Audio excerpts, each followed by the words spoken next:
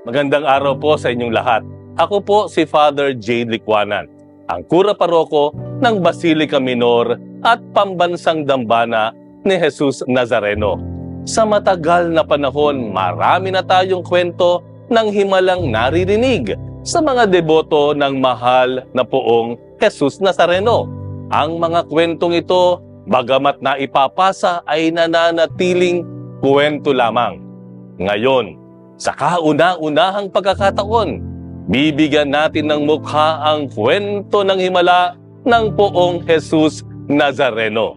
Mula mismo sa mga nakaranas nito. Panoorin po natin ito.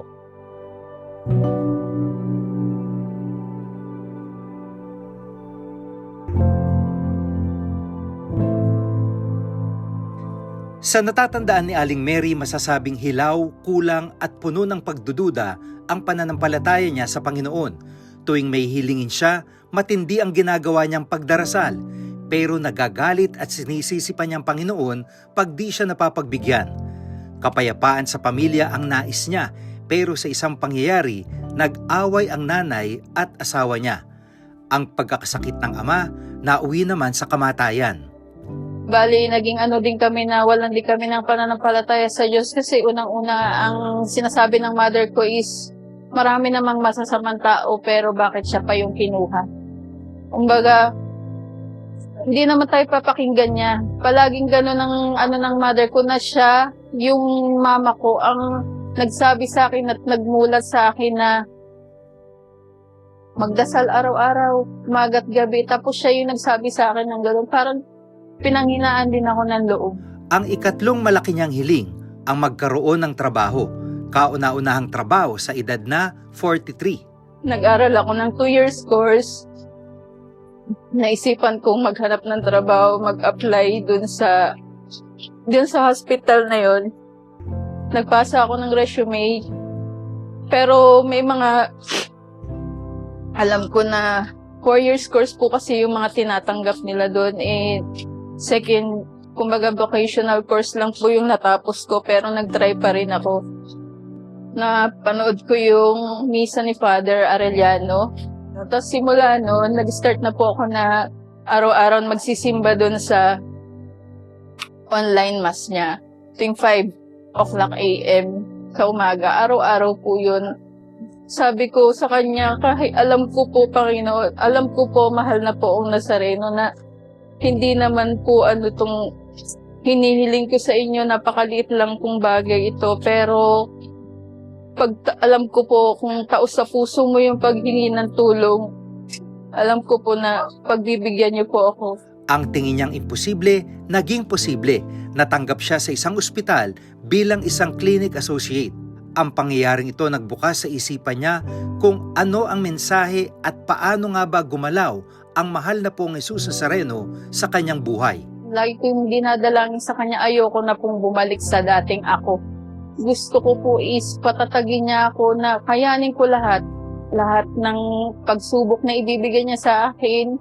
Basta lagi ko lang, maramdaman ko lang siya na nandyan sa akin.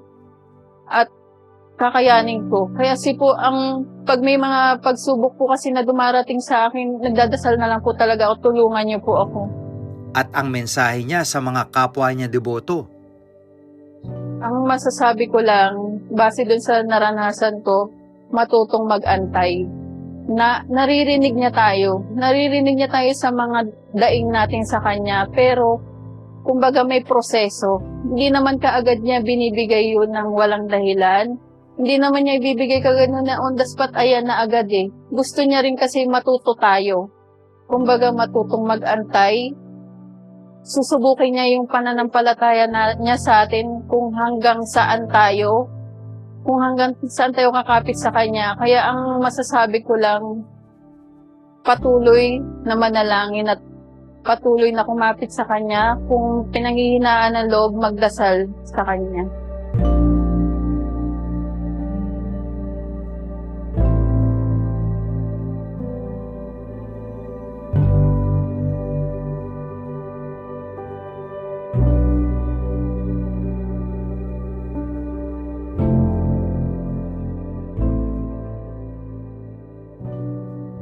nasusulat sa Lucas 17:5, Panginoon, dagdagan niyo po ang aming pananampalataya.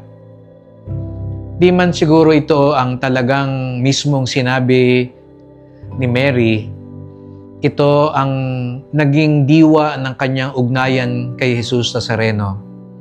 Siguro nga nung una, katulad ng marami sa atin, na parang transaksyon na lang ang ugnayan sa Diyos. Magdadasal ako, ibigay mo. Magsasakripisyo ako, pagkaloob ninyo.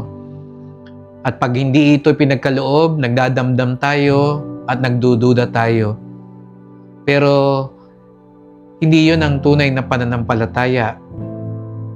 Kaya't ang napagtanto ni Mary ay ang tunay na debosyon ay hindi lang masusukat kung ano ang hiningi at ipinagkaloob, kundi ito'y masusukat sa tunay na pagtitiwala sa Diyos. Matutong mag-antay, matutong tuklasin kung ano talaga ang nais ibigay sa atin ng Diyos.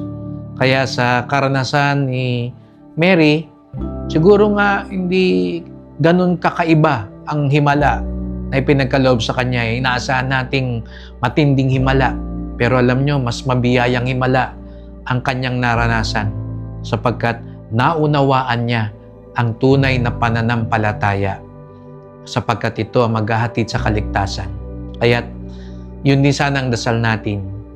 Panginoon, dagdagan mo ang aming pananampalataya.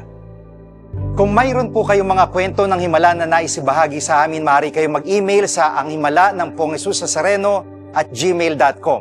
Pakiiwan na rin po ang inyong mga telepono para mas madali namin kayong makontak.